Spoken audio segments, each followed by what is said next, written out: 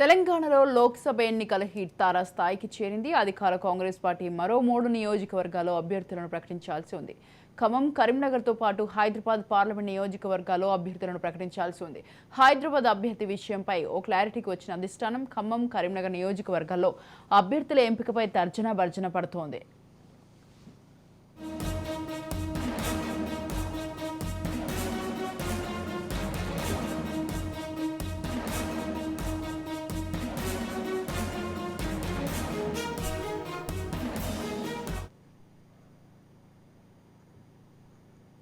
Karimnagar parliament నియోజకవర్గానికి ఇంకా Congress party అధిష్టానం అభ్యర్థిని ప్రకటించలేదు. అయితే ఇప్పటికే పార్టీ తరఫున వెలిచాల రాజేందర్రావు నామినేషన్ దాఖలు చేశారు.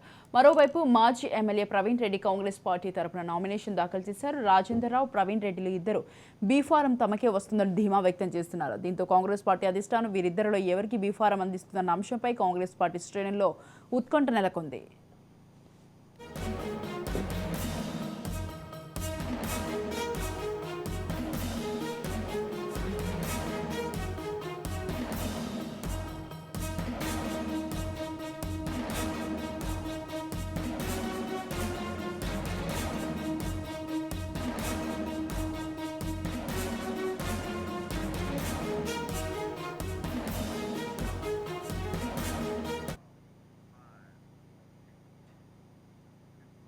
రైట్, ఈ విషయంపై పూర్తి సమాచారాన్ని మా ప్రతినిధి ఫణిరాజ్ ఫోన్ లైన్లో అందిస్తారు. ఫణిరాజ్, చెప్పండి.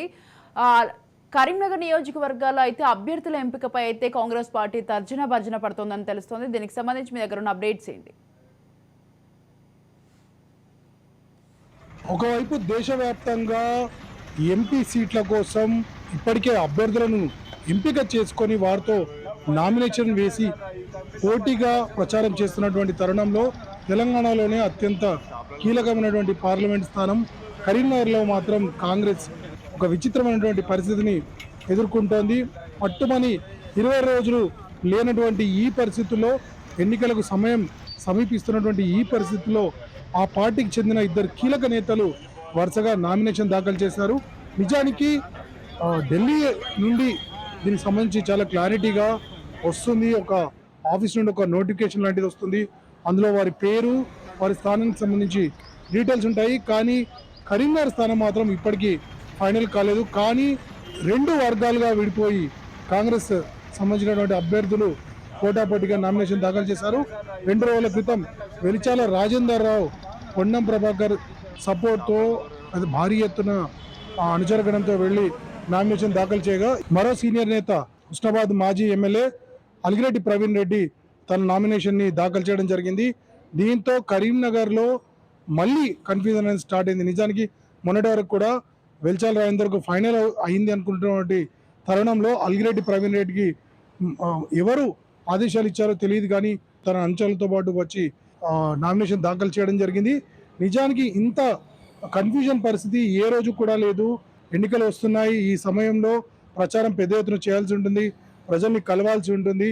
ఇటువంటి పరిస్థితుల్లో చాలా కీలకంగా అంటే కోఆర్డినేషన్తో వెళ్లాల్సి ఉంటుంది. మరోవైపు బలమైన ప్రత్యర్థి ఉన్నాడు ఇక్కడ. బీజేపీ నుండి బండి సంజయ్ లాంటి ఒక ఫైర్ బ్రాండ్ నేత ఇప్పటికే గ్రామాల్లో చొచ్చుకుపోయి మరీ ప్రచారం చేసినటువంటి పరిస్థితుల్లో కాంగ్రెస్ నుండి ఇద్దరు కూడా నామినేషన్ దాఖలు చేయడం అనేది ఒక విచిత్రమైనటువంటి సిచ్యువేషన్ని ఇక్కడ క్రియేట్ చేసింది. అయితే ఇది ఆ పార్టీలో ఉన్నటువంటి వర్గపోరును బయటపెడుతోంది. ముఖ్యంగా అటు పొన్నం ప్రభాకర్ తాను అధిష్టానం సూచనల మేరకే వారి నుండి అక్సెప్టెన్స్ వచ్చిన తర్వాతే తనతో పాటు వెళ్ళి వెలిచాల రాజేంద్రరావుతో పాటు వెళ్ళి నామినేషన్ దాఖలు చేయించారని తెలిపారు. మరోవైపు దానికి సంబంధించి ప్రత్యేకంగా ప్రెస్ మీట్ కూడా పెట్టారు. ప్రెస్ మీట్లో కూడా చాలా క్లియర్గా చెప్పారు, తమ పార్టీ అంతర్గత వ్యవహారం దాన్ని సెట్ చేసుకుంటామంటూ చెప్పినప్పటికీ కూడా అలిగిరెడ్డి ప్రవీణ్ రెడ్డి పొన్నంకి వ్యతిరేకంగా వెళ్తూ ఈ నామినేషన్ దాఖలు చేయడం వెనుకాల ఈ పార్టీకి చెందినటువంటి రాష్ట్ర పెద్దలు ప్రోత్సహించారనే ప్రచారం ఇక్కడ జరుగుతోంది. ఏదేమైనప్పటికీ కూడా పార్టీ సెకండ్ క్యాడర్లో మాత్రం ఎన్నడూ లేనటువంటి ఒక ఆందోళన మొదలైంది. ఎవరికి మద్దతు పలకాలి, ఎవరి వెంట ప్రచారానికి వెళ్ళాలి, అసలు ఈ విషయం అంతా కూడా ఇంకా ఒక రోజు పాటు కొనసాగితే అసలు ఎవరికి ఫైనల్ అవుతుందనే దానిపై వీరు మల్లగుల్లాలు పడుతున్నారు. ఎవరి వైపు వెళ్తే ఏం జరుగుతుందన్న అనే ఆందోళన కూడా వీరున్నారు. సో ఇటువంటి పరిస్థితుల్లో ఢిల్లీ పెద్దలు ఎవరికి తమ ఆశీర్వాదం అందజేస్తారు, ఎవరికి బీఫామ్ ఇస్తారు, అలాగే ఎవరిని ఫైనల్ చేస్తారని దానిపైనే ఇక్కడ అందరూ కూడా ఎదురు చూస్తున్నారు. చూడాలి కాంగ్రెస్ చివరికి ఏ రకంగా కరీంనగర్లో పోటీ ఇస్తుంది, ఏ రకంగా ప్రత్యర్థి పార్టీని ఎదుర్కొంటుందన్నది వేచి చూడాల్సింది. కెమెరామెన్ ఉదయ్తో Phaniraj for Raj news, Karimnagar. Khammam parliament నియోజకవర్గంలో అభ్యర్థి ఎంపికపై సైతం కాంగ్రెస్ పార్టీ అధిష్టానం తర్జన భర్జన పడుతుంది. ఈ స్థానంలో అభ్యర్థి ఎంపిక అధిష్టానంకు తలనొప్పిగా మారింది. జిల్లాలోని 3 మంత్రులు తమ వర్గీయులకే టికెట్ ఇవ్వాలని పార్టీ అధిష్టానంపై ఒత్తిడి తెస్తున్నారు. దీంతో అమాత్యులు పంచాయతీ ఏఐసీసీకి చేరింది. ఇప్పటికే మంత్రి పొంగులేటి శ్రీనివాసరెడ్డి, వెంకుడు రామ సహాయం రఘురాం రెడ్డి తరపున 2 సెట్లు నామినేషన్ దాఖలయ్యాయి. అయితే పారాషూట్ నేతలకు కాకుండా పాత కాంగ్రెస్ వాళ్ళకి టికెట్ ఇవ్వాలంటూ కొందరు జిల్లా నేతలు డిమాండ్ చేస్తున్నారు. రాయల నాగేశ్వరరావుకు టికెట్ ఇవ్వాలంటూ కాంగ్రెస్ పార్టీ జిల్లా అధ్యక్షులు పువ్వాల దుర్గాప్రసాద్కు వినతి పత్రం అందజేశారు.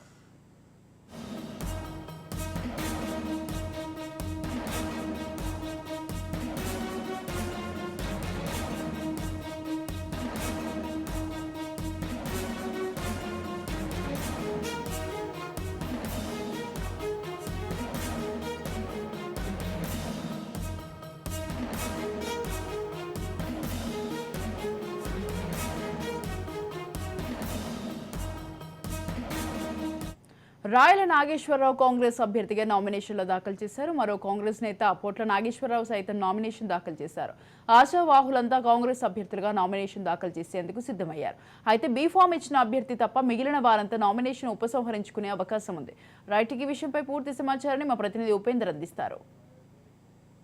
అయితే జిల్లాకు సంబంధించినటువంటి ముఖ్య నేత పొంగులేటి శ్రీనివాసరెడ్డి కావచ్చు, బట్టి విక్రమార్క కావచ్చు, ఇదే విధంగా తుమ్మల నాగేశ్వరరావుకు సంబంధించినటువంటి ముఖ్య నేతలు అంటే వారి అనుచరులు కూడా, వారి కుటుంబ సభ్యులు కూడా టికెట్ కావాలని చెప్పేసి ఇప్పటికీ అధిష్టానం ముందు అయితే తన అంటే దరఖాస్తు కూడా చేసుకున్న పరిస్థితి నేపథ్యంలోనే అటు అధిష్టానం సంబంధించినటువంటి అంటే ప్లాస్ సర్వేలు ఇటువంటి నిర్వహించిన తర్వాతనే ఫైనల్ టికెట్ చేసే అవకాశం ఉంది. ఇప్పటికే జిల్లాకు సంబంధించినటువంటి సీనియర్ నేత అటువంటి కేంద్ర మాజీ మంత్రి, ఇప్పుడు ప్రజెంట్గా రాజ్యసభ సభ్యులుగా ఉన్నటువంటి రేణుకా చౌదరి కూడా స్థానిక నేతలకే టికెట్ ఇవ్వాలని చెప్పేసి ఇప్పటికీ అధిష్టానం ముందు కూడా తన నిర్ణయాన్ని ప్రకటించిన నేపథ్యంలోనే ఈ నిన్నటి వరకు ఇటు మండవ వెంకటేశ్వరరావు పేరు కూడా ప్రధానంగా వినిపించినప్పటికీ ఈ జిల్లా నేతలకే, స్థానిక నేతలకే ఇవ్వాలి. అదేవిధంగా ఖమ్మం జిల్లా ఖమ్మ సామాజిక వర్గానికి ఎక్కువగా పెద్దపీట వేసే ఉన్న నేపథ్యంలోనే ఆ సామాజిక వర్గానికి ఇవ్వాలని చెప్పేసి ఆ సామాజిక వర్గం ప్రధానంగా డిమాండ్ చేస్తున్న నేపథ్యంలో టికెట్ ఎవరికి వస్తుందని చెప్పేసి అది కొంత మీమాంస కొనసాగుతున్న పరిస్థితి జిల్లాలో కనిపిస్తుంది. ఇంకా జిల్లాకు సంబంధించినటువంటి ముఖ్య నేతలుగా ఉన్నటువంటి వారందరినీ కూడా పక్కకు పెట్టి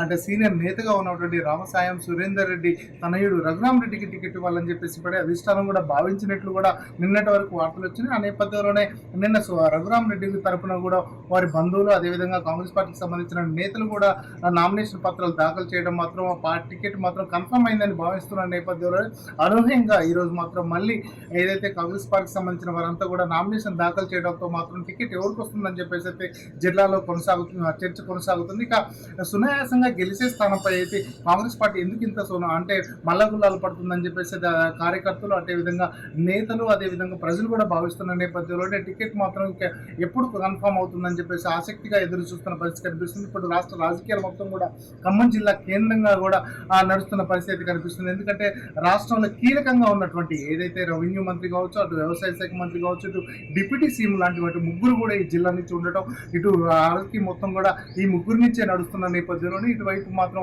ఇప్పుడు టికెట్ కేటాయింపులో మాత్రం కొంత అధిష్టానం కూడా కొంత ఆచితూచి వ్యవహరిస్తున్న పరిస్థితి కనిపిస్తుంది.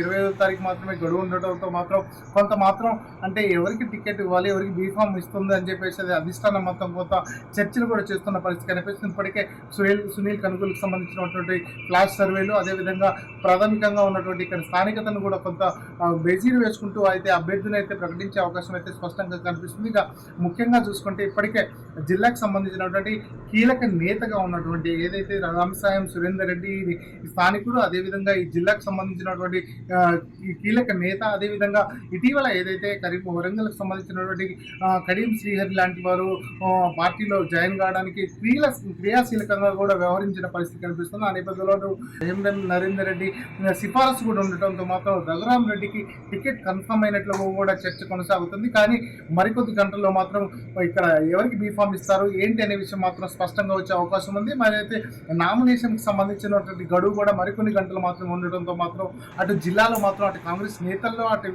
కాంగ్రెస్ వర్గాల్లో కూడా కొంత ఆసక్తిగా అయితే కొనసాగుతున్న పరిస్థితి కనిపిస్తుంది. ఇది రాష్ట్ర వ్యాప్తంగా కూడా ఈ జిల్లాపై అయితే కొంత ఫోకస్ కూడా చెప్తున్న పరిస్థితి కనిపిస్తుంది. ఎందుకంటే ఇప్పటికే బీఆర్ఎస్ పార్టీ రాష్ట్ర వ్యాప్తంగా హవా కొనసాగుతున్న నేపథ్యంలోనే 2014 అదేవిధంగా 2018 మొన్న జరిగినటువంటి అసెంబ్లీ ఎన్నికల్లో మాత్రం ఒకే ఒక్క సీటు కేటాయించి బీఆర్ఎస్ పార్టీని మాత్రం ఇక్కడ స్థానం లేదు అని చెప్పేసి ఇప్పటికే చెప్తున్నారు. అటు మిగతా పార్టీలకు సంబంధించినటువంటి బీఆర్ఎస్ అభ్యర్థి కావచ్చు, అదేవిధంగా బీజేపీ అభ్యర్థులు కూడా ఇప్పటికే తమ ప్రచారాన్ని కొనసాగిస్తున్నారు. వారు కన్ఫర్మ్ చేసుకున్న నేపథ్యంలో ఇటు కాంగ్రెస్ పార్టీకి సంబంధించినటువంటి అభ్యర్థి ప్రకటనలో మాత్రం కొంత మేమాంస కొనసాగుతున్న పరిస్థితి జిల్లాలో కనిపిస్తుంది. ఇది ఇక్కడి తాజా పరిస్థితి.